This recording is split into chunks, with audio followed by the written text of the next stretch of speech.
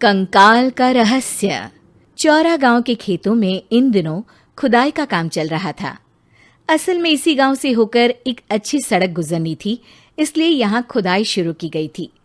अचानक एक दिन खुदाई करने वाली मशीन से कुछ टकराता है। बाद में जब खोजबीन की जाती है तो वहां से 2 कंकाल मिलते हैं। पुलिस गांव के लोगों से पूछताछ शुरू करती है। आप लोगों को क्या लगता है ये किसके कंकाल हो सकते हैं? अरे साहब, हमें क्या पता ये किसके कंकाल हैं, आप ही लोग पता लगाइए।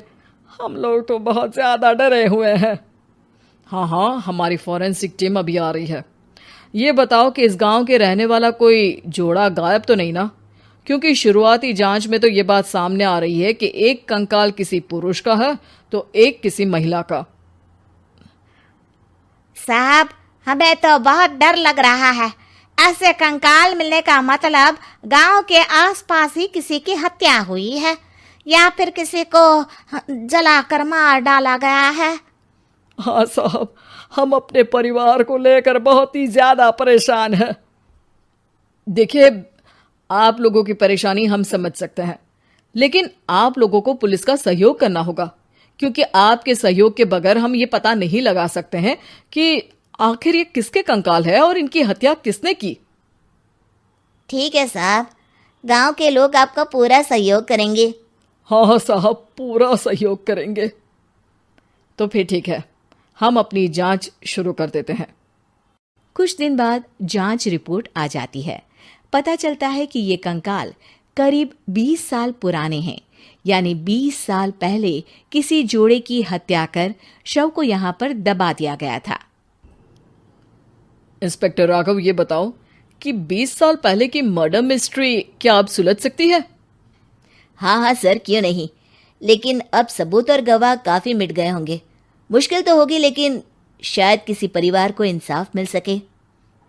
इंस्पेक्टर राघव, आप बिल्कुल सही कह रहे हैं। किसी परिवार को तो इंसाफ मिलेगा ही और किसी को उसके किए की सजा भी मिलेगी। जी सर, मैंने तो जांच शुरू भी कर दी है। 20 साल पहले इस गांव के 2 जोड़े अचानक कहीं गायब हो गए थे। मैंने दोनों ही परिवारों के बाकी के सदस्यों से बातचीत शुरू की तो उन्होंने बताया कि उनके बच्चे शहर गए थे, लेकिन आज तक वापस नहीं लौटे हैं।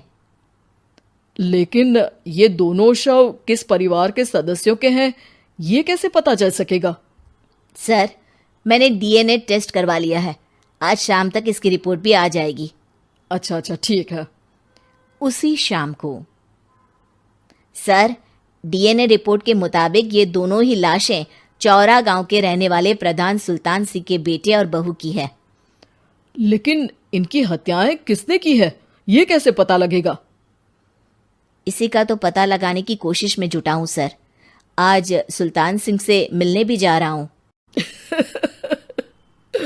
मेरा बेटा और बहू तो मेरे लिए सिर्फ यादों में ही रह गए थे।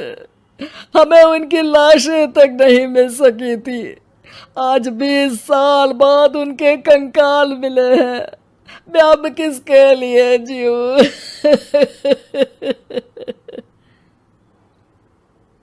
लेकिन सर, क्या आपकी किसी से कोई दुश्मनी थी? अपने बेटे बहू की हत्या के लिए आप किसे जिम्मेदार मान रहे हैं?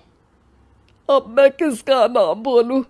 मेरी तो किसी से दुश्मनी नहीं थी, बस मेरे बेटे बहू को कोई वापस ला पाता।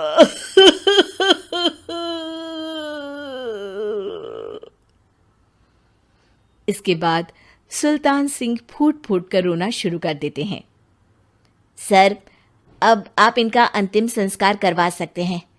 कम से कम इनका शरीर ना सही, इनका कंकाल तो आपको मिला है। लेकिन हाँ, अगर आपको कुछ भी याद आए तो ज़रूर बताइएगा।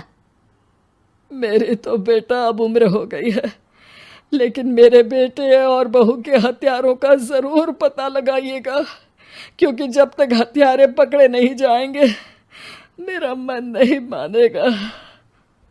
सर, हमारी पूरी कोशिश रहेगी हत्यारे को पकड़ने की। लेकिन एक बात बताइए, उस वक्त आपको किस पर शक गया था? उस वक्त मेरे एक ड्राइवर को पकड़ा गया था, लेकिन सबूतों के अभाव में उसे छोड़ दिया गया था। अच्छा, और ड्राइवर पर कैसे शक हुआ था? क्योंकि उस दिन ड्राइवर छुट्टी पर था। उस समय लेकिन लाश क्यों नहीं मिल सकी थी? उस वक्त पुलिस ने बहुत कोशिश की थी, लेकिन दोनों की डेड बॉडी नहीं मिल सकी थी। ठीक है, हमारी तफ्तीश चल रही है, मैं फिर आऊंगा। इसके बाद इंस्पेक्टर वहां से चला जाता है और सुल्तान सिंह अपने बेटे और बहू की याद में खो जाते हैं। कुछ दिन बाद सुल्तान सर, एक बात बताइए, जब आपके बेटे बहू की हत्या हुई थी, उसी के आसपास आपके ही गांव का रहने वाला एक और जोड़ा उसी वक्त गायब हो गया था ना? हाँ सर, अलका और अभिषेक, वो भी मेरे बच्चों जैसे ही थे। तो फिर वो कहाँ है? उनका भी आज तक पता नहीं चल सका, लेकिन बताते हैं कि कुछ साल पहले अभिषेक को गांव के ही किसी आदमी ने मुंबई में देखा था, लेकिन फिर वो गायब हो गया। यानी अभिषेक और अलका की हत्या नहीं हुई थी, बल्कि उन्होंने किसी वजह से खुद ही गांव छोड़ दिया था। हाँ, हो सकता है, क्योंकि अभिषेक मेरे बेटे संतोष का अच्छा दोस्त था और उसका मेरे घर भी आना जाना लगा रहता था। हो सकता है कि उसने मेरे बेटे और बहू के बारे में सुन लिया हो और ये गांव छोड़ दिया हो सकता है। उनके परिवार का कोई अब नहीं रहता क्या इस गांव में? अब तो कोई नहीं रहता। एक चाचा थे, लेकिन उन्होंने भी अपना पुश्तैनी मकान बेच दिया है। वो भी अब कहीं शहर में ही बस गए हैं। ओह, अभिषेक और अलका के बारे में भी पता लगाना होगा। हो सकता है कि वही इस हत्या के बारे में कुछ बता सके। हो तो सकता है, लेकिन वो बेचारे तो खुद ही वक्त के मारे थे, वो क्या बताएंगे। फिर भी सर, जब केस दोबारा खुला है तो जांच तो करनी ही पड़ेगी, और इस बार तो लाशें भी बरामद हुई है। कुछ दिन तक लगातार तफ्तीश चलती रही। एक दिन थाने से सुल्तान सिंह को फोन आता है। हाँ, कौन बोल रहा है? सर, मैं कांस्टेबल तुलाराम बोल रहा हूँ थाने से। आपको थाने आना पड़ेगा। थाने? लेकिन क्यों?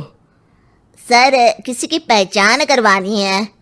अच्छा ठीक है, मैं दोपहर तक पहुंचता हूँ। सुल्तान सिंह दोपहर में थाने पहुंचता है। कई पुलिस के अधिकारी वहां मौजूद रहते हैं। सर, आपके बेटे की हत्या का रहस्य आज शायद सुलझ जाए। अच्छा इंस्पेक्टर राघव, पर वो कैसे? सर, उस आदमी को देखिए, क्या वही अभिषेक है? सुल्तान सिंह की आंखों में हैरानी से आंसू आ जाते हैं। हाँ सर, यही अभिषेक है। ये आपको कहाँ से मिला? सिर्फ अभिषेक ही नहीं, बल्कि इसकी पत्नी अलका भी इसके साथ है। मैडम, जरा अभिषेक की पत्नी को लाइए। जैसे ही अलका को पेश किया जाता है, सुल्तान सिंह जमीन पर गिर जाते हैं। सुल्तान सर, क्या हुआ आपको? आप अलका को देखकर गिर क्यों गए? सुल्तान सिंह सर पकड़कर बैठ जाते हैं। ये अलका नहीं, बल्कि ये तो मेरी बहू रितु है। पूरा थाना एक दूसरे का मुंह देखने लगता है। क्या? इसके बाद हर किसी को दो कंकाल और हत्या का रहस्य समझ में आ गया। अभिषेक और रितु ने मिलकर संतोष और अलका की हत्या की थी और लाश को जमीन के नीचे दबा दिया था। आज 20 साल बाद इस हत्या का रहस्य खुल सका था कि अवैध प्रेम संबंध में दो मासूमों की जान गई थी।